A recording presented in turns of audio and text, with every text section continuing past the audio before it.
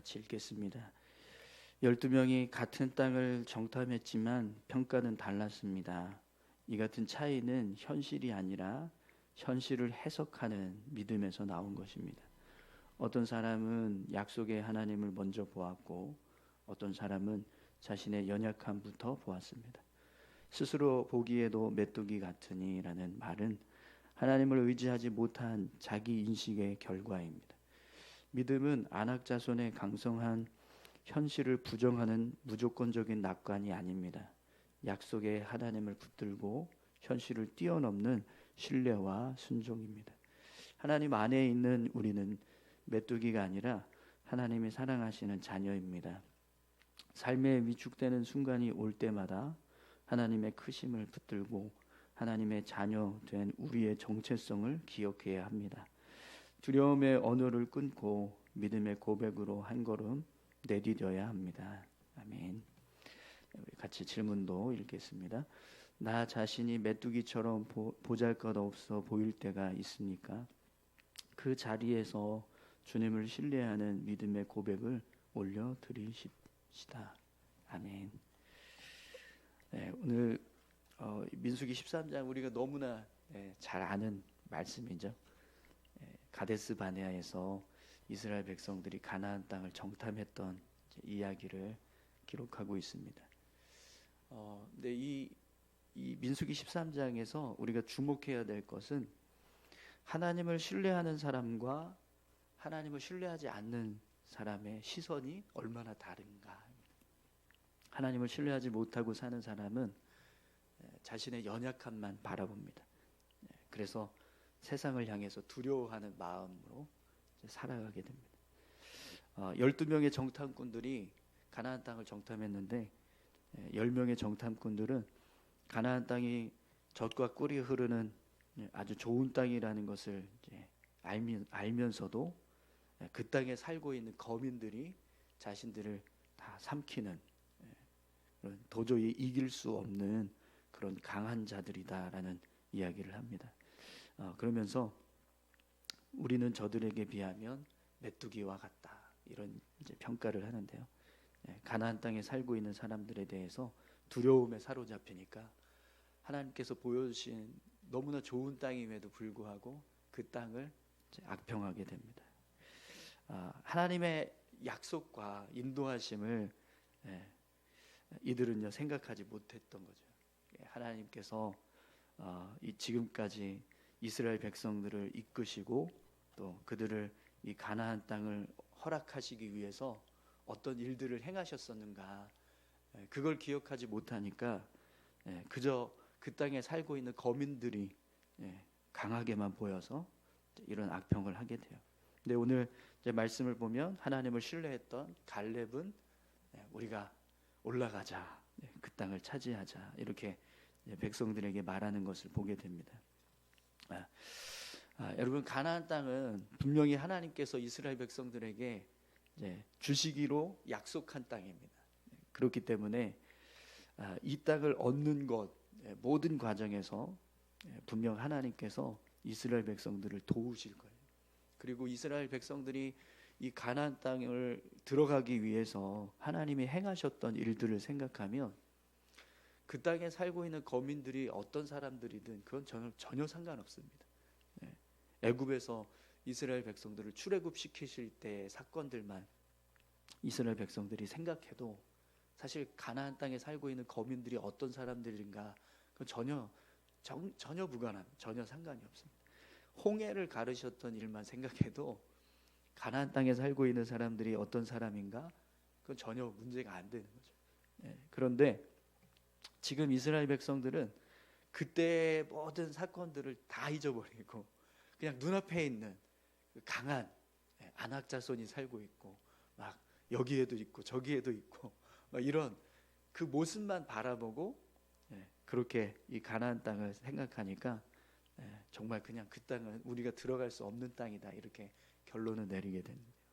네, 하나님을 바라보면 하나님께서 행하시는 일들을 바라보면 아무리 우리 눈앞에 펼쳐져 있는 상황이 아무래도 그걸 두려워하지 않고 믿음으로 갈 수 있는데 그렇지 못했던 이제 모습들을 이제 말씀을 통해서 우리가 보게 됩니다. 여러분, 우리가 삶을 살아가다 보면 오늘 이제 말씀에서 나오는 이런 상황처럼 우리 눈앞에 펼쳐져 있는 삶의 모습이 두렵게 느껴지는 때가 있습니다. 또 우리 자신을 바라볼 때 하나님 없이 우리 자신을 보면 사실 이스라엘 백성들도요, 메뚜기가 맞아요. 이스라엘 백성들의 모습은 사실 메뚜기와 같은 모습입니다. 그러나 하나님과 함께하는 메뚜기는 어떨까요? 온 세상을 다 쓸어 없앨 수 있을 만큼 강력한 힘을 발휘합니다. 여러분, 오늘 저와 여러분들이 우리 자신만 바라보는 것이 아니라 우리와 함께하고 계시는 하나님을 바라보실 수 있기를 소망합니다. 우리 1년 표어가 여러분 뭐죠? 우리 한번 읽어볼까요? 우리는 질그릇입니다. 우리는 질그릇입니다. 그러니까 아무것도 아니라는 거죠. 근데 우리 안에 무엇이 담겨져 있죠? 보배이신 주님이 함께하고 계십니다. 그렇기 때문에 우리가 질그릇임에도 불구하고 보배롭게 쓰여질 수 있는 거죠. 이 믿음의 고백을 가지고 삶을 살아가는 사람은 어떤 상황에서도 삶을 담대하게 이루어가게 될 줄 믿습니다.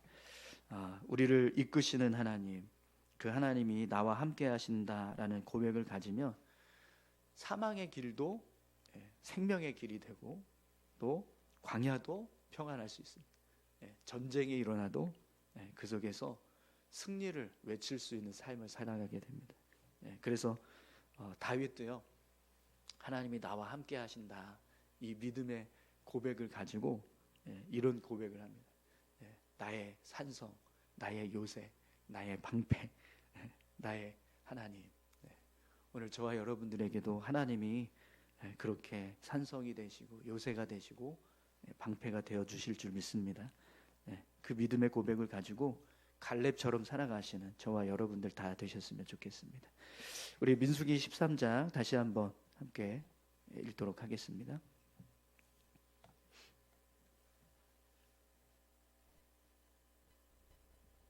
제 13장.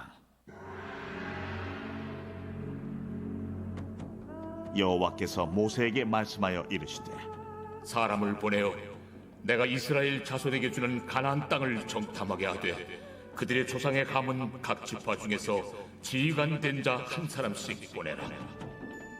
모세가 여호와의 명령을 따라 바란 광야에서 그들을 보냈으니 그들은 다 이스라엘 자손에 수령된 사람이라. 그들의 이름은 이러하니라.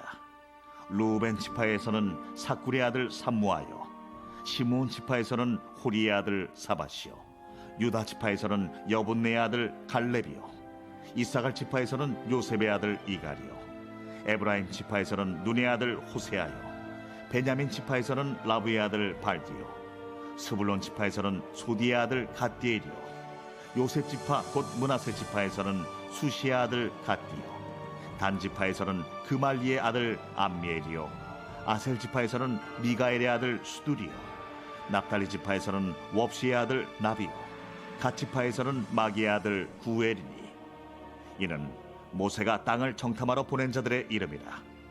모세가 눈의 아들 호세아를 여호수아라 불렀더라.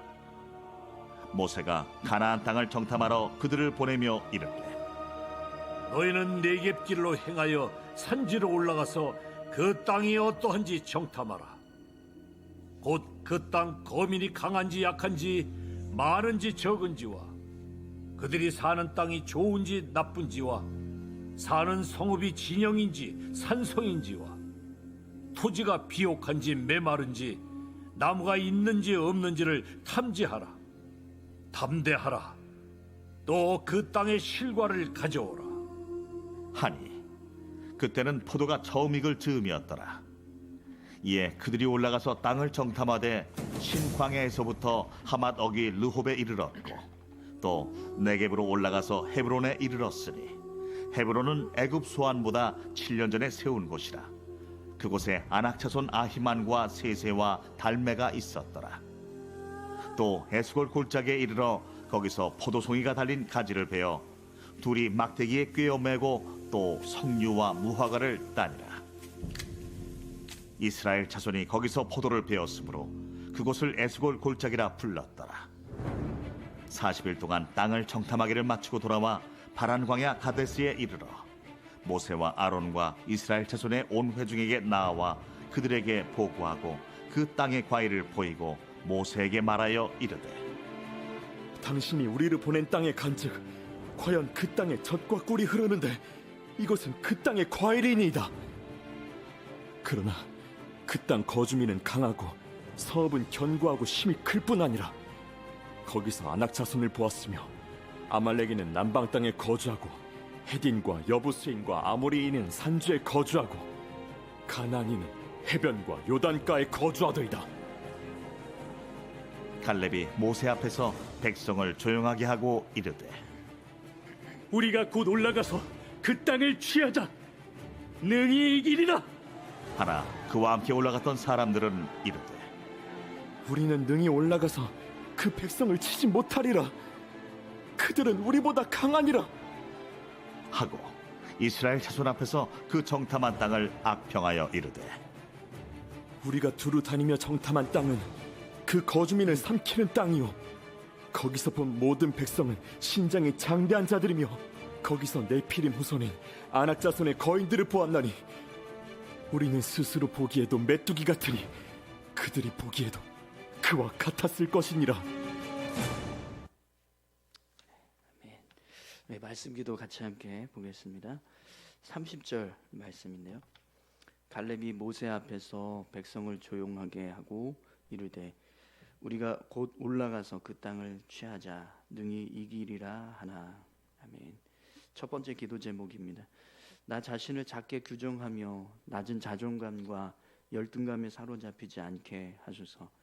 냉철한 현실과 두려움에 매몰되는 대신 나를 자녀 삼아 주신 하나님을 의지하며 갈렙처럼 담대히 믿음을 고백하게 하소서. 아멘. 32절 말씀입니다. 이스라엘 자손 앞에서 그 정탐한 땅을 악평하여 이르되 우리가 두루 다니며 정탐한 땅은 그 거주민을 삼키는 땅이요 거기서 본 모든 백성은 신장이 장대한 자들이며. 두 번째 기도 제목입니다. 한국 교회와 우리나라가 암울하고 부정적인 현실 앞에서 악평이 아닌 믿음의 고백과 결단을 말하게 하소서. 우리의 입술을 새롭게 하셔서 하나님의 은혜를 선포하게 하시고 매 순간 주님을 바라보며 순종하게 하소서. 아멘. 네, 우리 같이 기도 제목 가지고 함께 기도하기 원합니다. 우리를 세상과 비교해서 낮게 여기고 열등감에 사로잡히는 그런 모습이 아니라 하나님을 의지하면서 믿음으로 갈렙처럼 살아가는 그런 담대한 믿음의 삶을 살게 해달라고, 또 우리의 삶에 어떤 부정적인 현실이 있다 할지라도 우리가 악한 말로 평가하는 것이 아니라 믿음의 고백을 가지고 하나님의 은혜를 선포하는 삶을 우리가 살아갈 수 있게 해달라고 같이 함께 기도하기를 원합니다. 다 같이 함께 기도하시겠습니다. 하나님 아버지 감사합니다. 하나님 우리의 삶을 주장하여 주시고